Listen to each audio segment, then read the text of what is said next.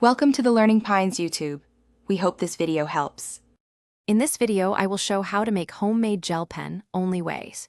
Start by gathering a gel ink base, empty pen housing, refill tip, fine needle, and small funnel. Work on a clean surface and wear gloves to avoid stains and contamination. I will walk you through mixing dye, filling the casing, testing flow, and troubleshooting common clogging or leaking issues so you finish confident with a smooth writing gel pen. Start by measuring your gel ink base and concentrated dye with syringes for control over color and flow. Combine small test batches to check viscosity. Adjust with a drop of thinner or thicker agent if needed. Stir gently to avoid air bubbles and let the blend rest so trapped bubbles rise and dissipate.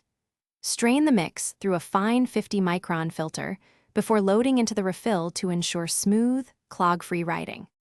If you're finding this helpful, please subscribe and like so I can keep making useful DIY content.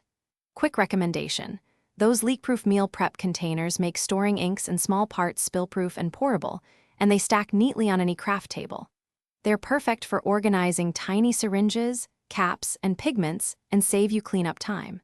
Check the description for the product link and other deals, and now let's get back to the video.